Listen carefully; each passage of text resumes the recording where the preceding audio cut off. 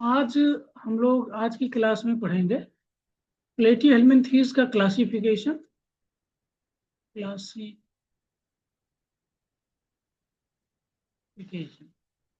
यानी कि पहले तो जनरल कैरेक्टर फिर क्लासिफिकेशन। तो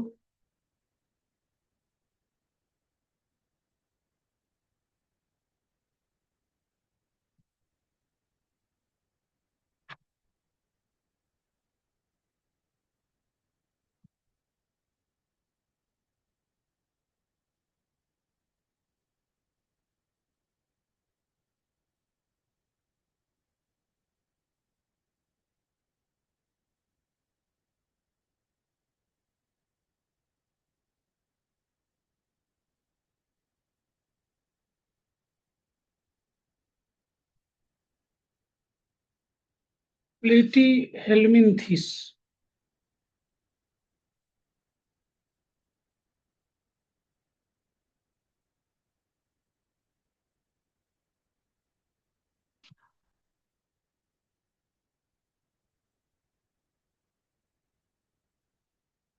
अब इसमें term Platyhelminthes was first proposed by गेगन bar.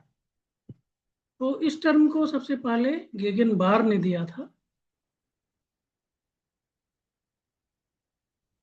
Term प्लेटी-हेल्मिंथेस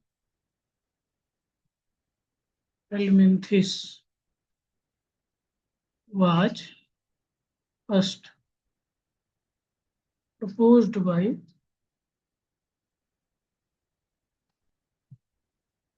गेगन बार, एक साइंटिस्ट थे।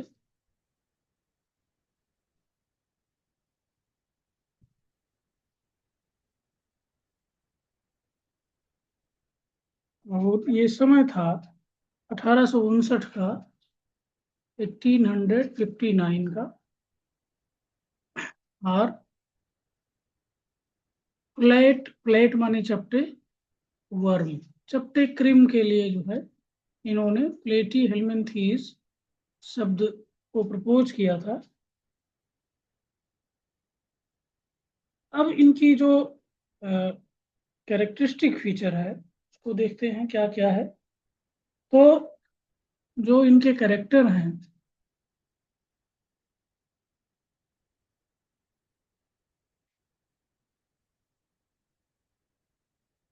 उसमें पहला ये है कि इस फाइलम के ज़्यादातर जीव पैरासाइट हैं, कुछ फ्री लिविंग भी हैं और कुछ कमेंजल्स हैं। तो मेंबर जो है या तो फ्री लिविंग है, जैसे टर्बिलेरिया एक फाइलम है, एक क्लास है इसका, वो उसके मेंबर फ्री लिविंग होते हैं। इसके अलावा कमेंजल होते हैं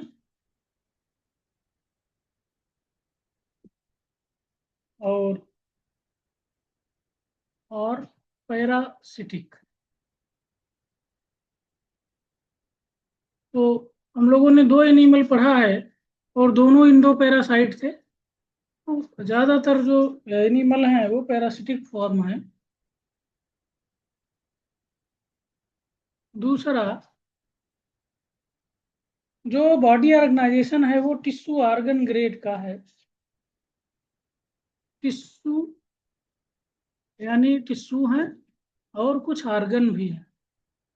tissue organ grade of body organisation.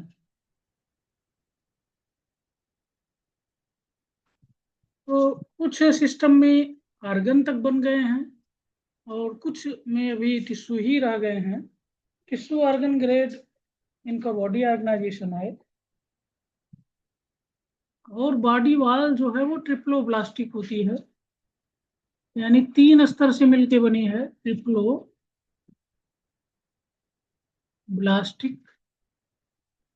होते हैं। Body derived from 3 embryonic germ layer. आई इसका मतलब है, it means body is derived from three germ layer, यानी एम्ब्रियो में 3 लेयर बनती हैं, एक्टोडर्म, मीसोडर्म, इंडोडर्म, और आगे की संरचनाएं इन्हीं तीनों परतों से बनती हैं, इसलिए इन्हें ट्रिप्लोब्लास्टिक कहा जाता है। सिमेट्री जो है बाइलेटरली सिमेट्रिकल होते हैं, और बॉडी में body by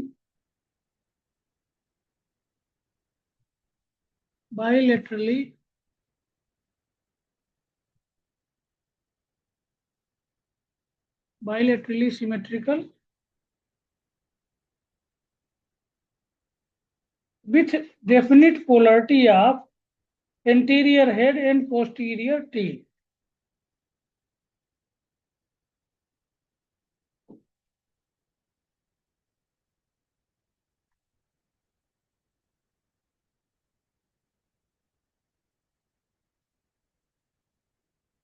Of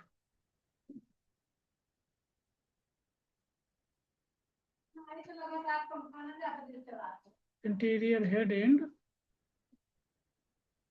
posterior tail.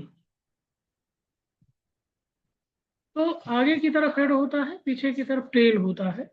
ये इस तरीके की इनकी बॉडी की सिमेट्री होती है। बाइलेटरली सिमेट्रिकल होता है, यानी कि बीच से अगर डिवाइड किया जाए तो दोनों किनारे जो होते हैं वो बराबर होते हैं, एक दूसरे के मिरर इमेज होते हैं। नेक्स्ट देखिए, बॉडी ऊपर नीचे से चपटी होती है, यानी डॉर्सोवेंट्रली फ्लैटेंड होती है बॉडी।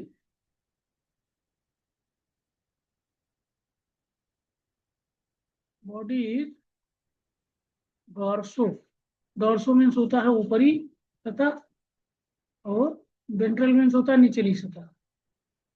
तो body is dorso ventrally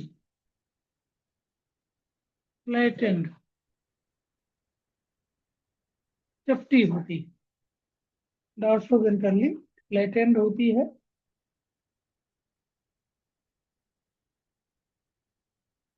body unsegmented होती है एक्सेप्ट इन क्लास सेस्टोडा। तो छठा जो है, बॉडी इज अनसेगमेंटेड, यानी बॉडी में सेगमेंट नहीं होते। लेकिन अभी हम लोगों ने फीता क्रीम पढ़ा है, उसमें होते हैं। तो फीता क्रीम सेस्टोडा का है, सेस्टोडा क्लास का है।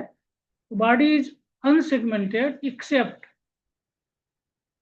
केवल एक वर्ग को छोड़ के, एक्सेप्ट टेस्टोडा।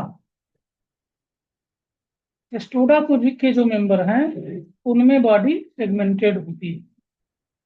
नेक्स्ट जो है, सीलोम नहीं होता, इनमें कोई देह गुहा नहीं होती है।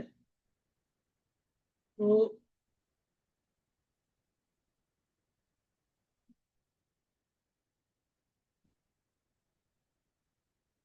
ये coelomate,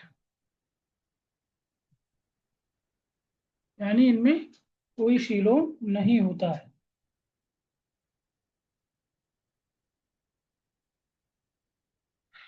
and the space between various organ filled with special mesodermal tissue, the mesenchyme और पेरेनकाइमा। तो बीच में जगह, खाली जगह नहीं है, कोई बॉडी देह गुहा या बॉडी कैविटी नहीं है, क्योंकि कैविटी तब मानी जाएगी जब वो खाली हो, तो उसमें कैविटी की जगह पर मीजोडर्मल टिश्यू भरे होते हैं। तो ये सिलोमेट बॉडी होती है। और spaces between various organs,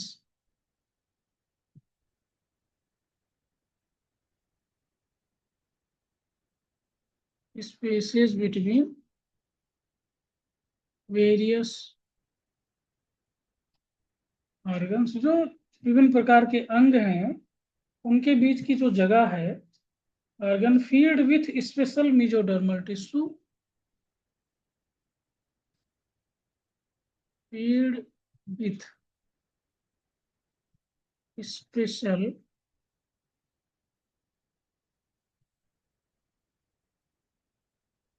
mesodermal tissue, special mesodermal tissue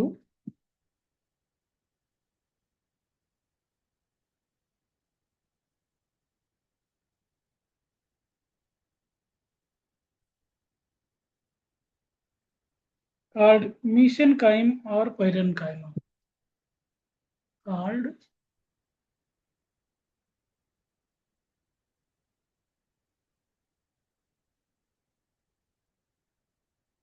mesenchyme or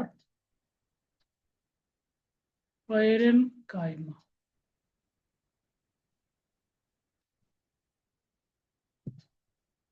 आठवां जो है, कुछ चिपकने वाले अंग होते हैं, एडहेसिव स्ट्रक्चर, जैसे कि हुक, स्पाइन, सकर, ये स्ट्रक्चर पाए जाते हैं। हम एडहेसिव स्ट्रक्चर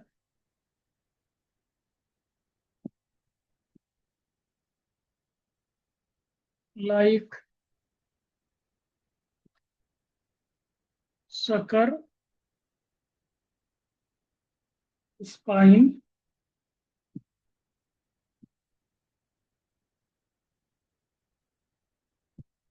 स्पाइन्स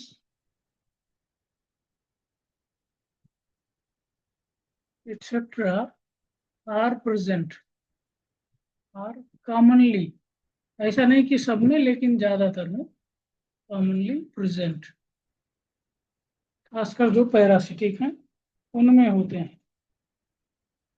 अच्छा, इपिडर्मिस, जो हम लोगों ने दो ऐसे एनिमल पढ़े, उनमें सिंसाइटियल थी, अलग अलग सेल अलग नहीं थी उनके, सब वो सब एक ही में फ्यूज हो जाती हैं, मर्ज हो जाती हैं, तो ऐसी दशा को सिंसाइटियम कहते हैं। तो इपिडर्मिस सेलुलर और सिंसाइटियल। इपिडर्मिस जो होती है इज सेलुलर और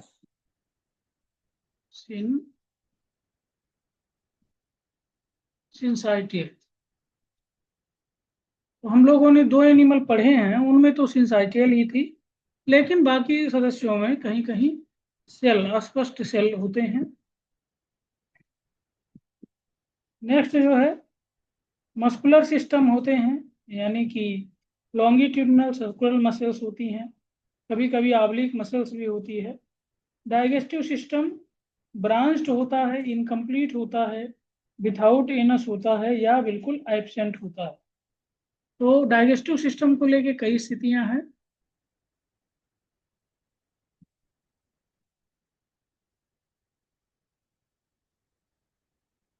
मसल कंसिस्ट ऑफ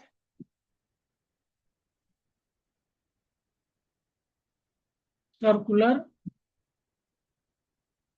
लॉन्गिट्यूडिनल,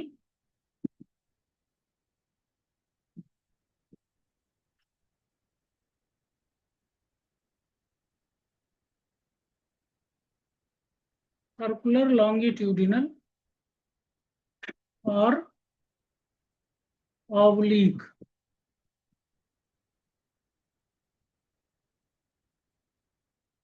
तीन तरीके की मसल्स होती हैं। और नौवां जो है,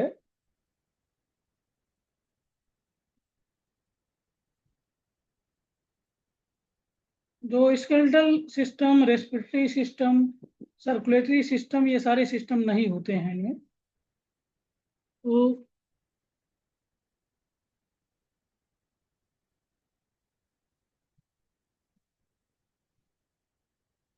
skeletal system, respiratory system,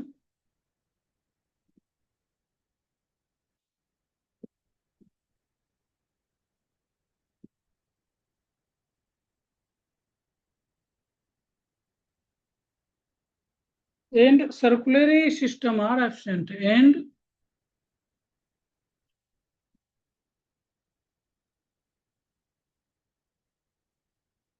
circulatory system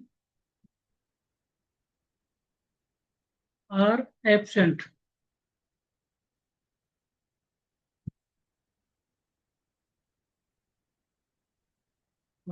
दसवां जो है वो है डाइजेस्टिव सिस्टम।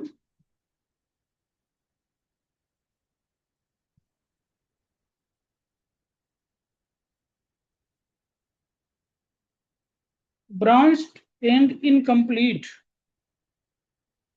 ब्रांच्ड हो सकता है जैसा कि फैसियोला में देखा था, फेरिंग्स के आगे दो भागों में बंट जाता है। तो digestive system branched and without anus, anus नहीं था उसमें, इसका मतलब इनकम्प्लीट ऐसी स्थिति हो सकती है, या ऑल टुगेदर एब्सेंट, या बिल्कुल एब्सेंट हो सकती है एनस, और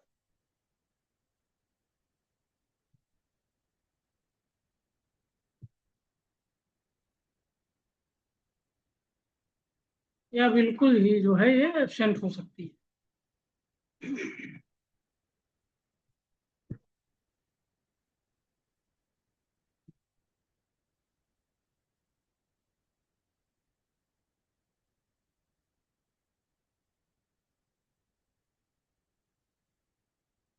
नेक्स्ट जो है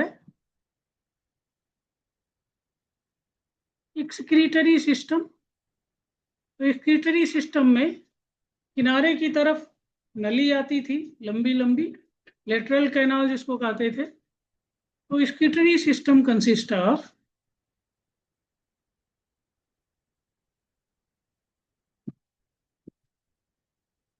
excretory system consists of lateral canal and protonephridia.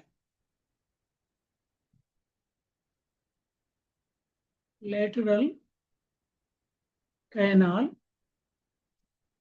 and protonephridia, और इसी प्रोटोनेफ्रीडिया को फ्लेम सेल कहते हैं।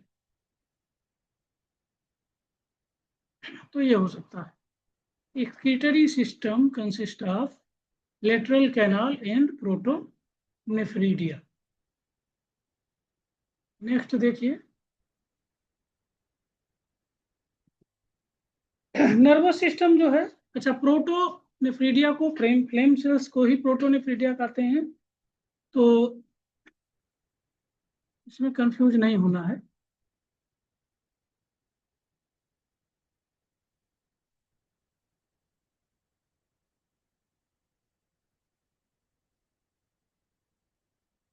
प्रोटोनेफ्रीडिया या फ्लेम सेल्स। अब आगे देखिए,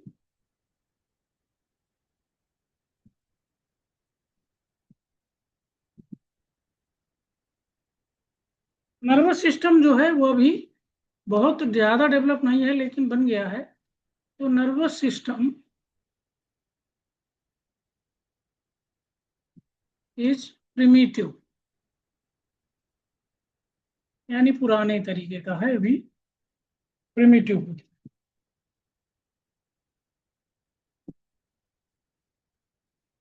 सेंस ऑर्गन ज्यादातर में नहीं होते, जो इंटरनल पैरासाइट हैं उनमें सेंस ऑर्गन की जरूरत नहीं होती है, लेकिन कुछ एक में है। तो sense organ simple, sense organ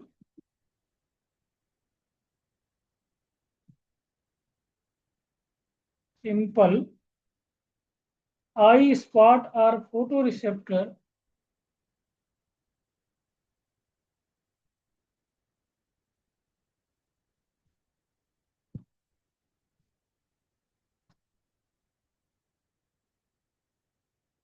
I spots और फोटो रिसेप्टर और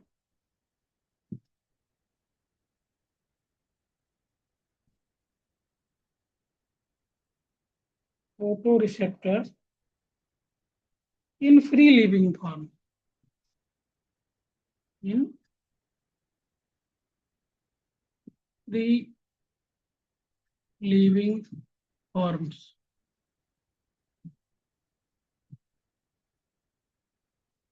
अच्छा, नेक्स्ट जो है, ज्यादातर जो एनिमल हैं वो द्विलिंगी होते हैं, तो मोस्टली मोनोसियस या हर्माफ्रोडाइट,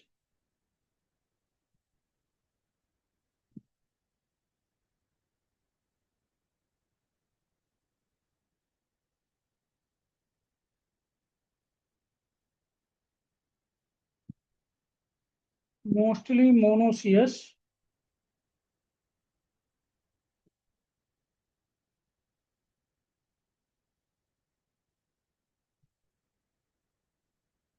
या hermaphrodite with complex reproductive system, with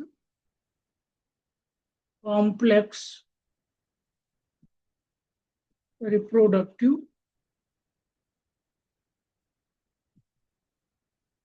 system.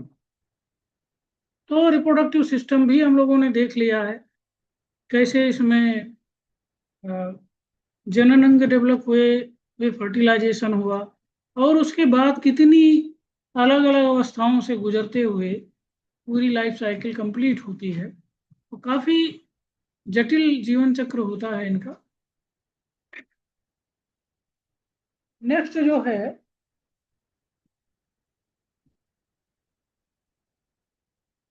Fertilisation internal होता है,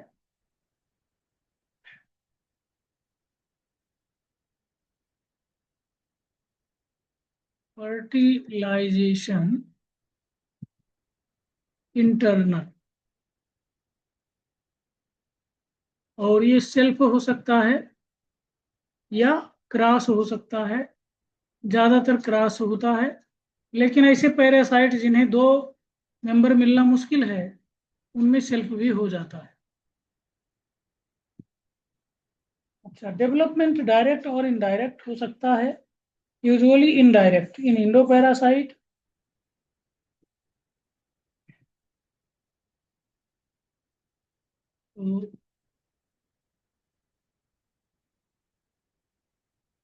डेवलपमेंट वो डायरेक्ट और indirect.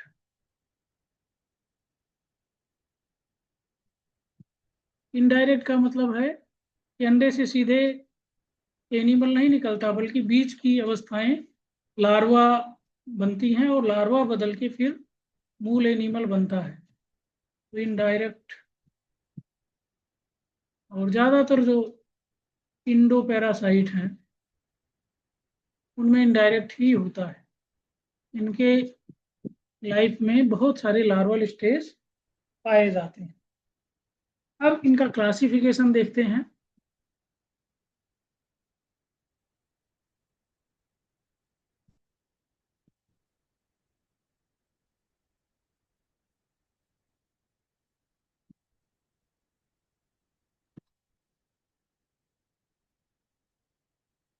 Classification class one, Turbellaria.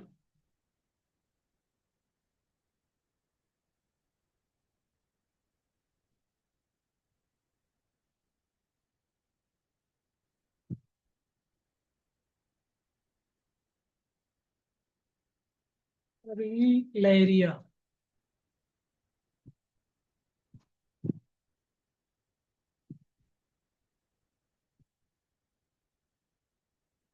पहला जो क्लास है वो टर्बिलेरिया है, और इसमें जो मेंबर आते हैं वो नॉन पैरासिटिक होते हैं। तो इसमें इसका जो पहला लक्षण है वो ये है कि usually non parasitic free living worm,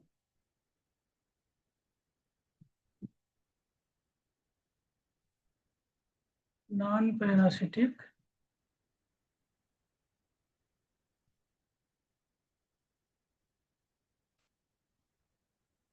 free living worm non parasitic होते हैं और स्वतंत्र जीवन यापन करने वाले सदस्य होते हैं, इनको टर्बिलेरियन कहा जाता है या प्लेनेरियंस भी कहा जाता है। तो फ्री लिविंग वर्म्स कॉल्ड प्ले प्लेनेरियंस। प्लेनेरिया एक एनिमल है, टर्बिलेरिया का मेंबर है ये, और ये फ्री लिविंग होता है, टेरेस्ट्रियल, मैरीन और फ्रेश वाटर। तो दूसरा लक्षण इनका ये है कि स्थलीय हो सकते हैं या जलीय हो सकते हैं, टेरेस्ट्रियल, फ्रेश और मैरीन वाटर। पानी में अगर हैं तो मीठे जल में हो सकते हैं या खारे पानी में मिल सकते हैं।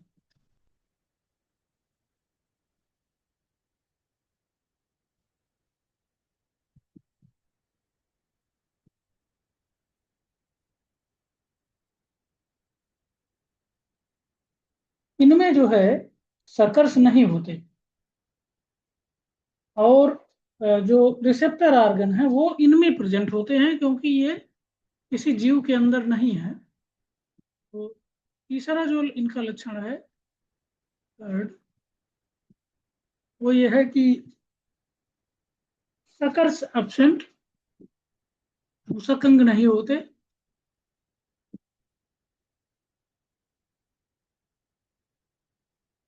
एंड